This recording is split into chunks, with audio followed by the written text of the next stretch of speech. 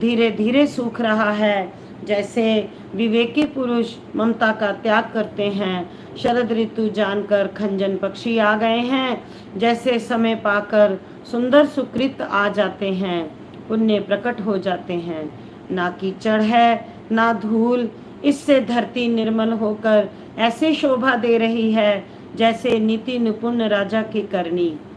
जल के कम हो जाने से मछलियां व्याकुल हो रही हैं, जैसे विवेक शून्य कुटुंबी गृहस्थ धन के बिना व्याकुल होता है। बिना बादलों का निर्मल आकाश ऐसा शोभित हो रहा है जैसे भगवत भक्त सब आशाओं को छोड़कर सुशोभित होते हैं। कहीं कहीं विरले ही स्थानों में शरद ऋतु की थोड़ी थोड़ी वर्षा हो रही है, जैसे कोई विरले ही मेरी भक्ति पाते हैं।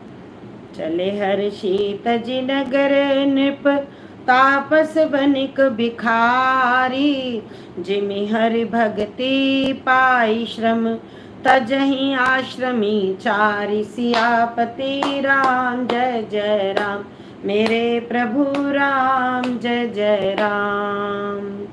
शरद ऋतु पाकर राजा, तपस्वी, व्यापारी और भिखारी क्रमशः विजय, तप, व्यापार और भिक्षा के लिए हर्षित होकर नगर छोड़कर चले। जैसे हरि भक्ति की पाकर चारों आश्रम वाले नाना प्रकार के साधन रूपी श्रमों को त्याग देते हैं।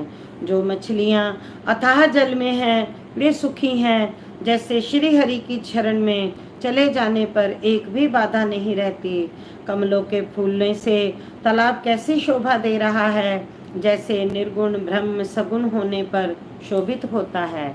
भावरे अनुपम शब्द करते हुए गुंजार कर रहे हैं तथा पक्षियों के नाना प्रकार के सुंदर शब्द हो रहे हैं। रात्रि देखकर चकवे के मन में वैसे ही दुख हो रहा है जैसे दूसरे की संपत्ति देखकर दुष्ट को होता है। पपीहा रट लगाए है, उसको बड़ी प्यास है। जैसे श्री शंकर जी का द्रोही सुख नहीं पाता, सुख के लिए झींकता रहता है। शरद ऋतु के ताप को रात के समय चंद्रमा हर लेता है, जैसे संतों के दर्शन से पाप दूर हो जाते हैं। चकोरों के समुदाय चंद्रमा को देखकर इस प्रकार टकटकी लगाए है, जैसे भगवत भक्त भगवान को पाकर उनके निर्निमेष चित्तों को दर्शन करते हैं। मच्छर और डांस जाड़े के डर से इस प्रकार नष्ट हो गए जैसे ब्राह्मण के साथ वैर करने से कुल का नाश हो जाता है। भूमि जीव संकुल रहे गए शरद ऋतु पाई, सदगुरु मिले जाहि जिमि संशय भ्रम समुदाय। सियापति राम जय जय राम, मेरे प्रभु राम जय जय राम। बोलो राजा रामचंद्र भगवान की जय।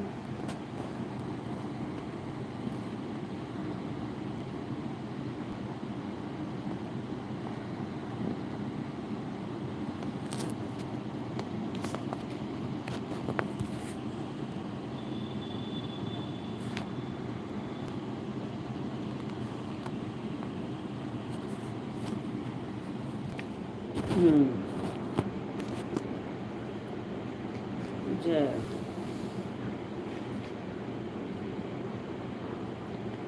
वर्षा ऋतु के कारण पृथ्वी पर जो जीव भर गए थे वे से ही नष्ट हो गए, जैसे सद्गुरु के मिल जाने पर संदेह और भ्रम के समूह नष्ट हो जाते हैं। वर्षा बीत गई, निर्मल शरद ऋतु आ गई, परंतु हे तात सीता की कोई खबर नहीं मिली। एक बार कैसे भी पता पाऊं तो काल को भी जीत कर पल भर में जानकी को ले आऊं।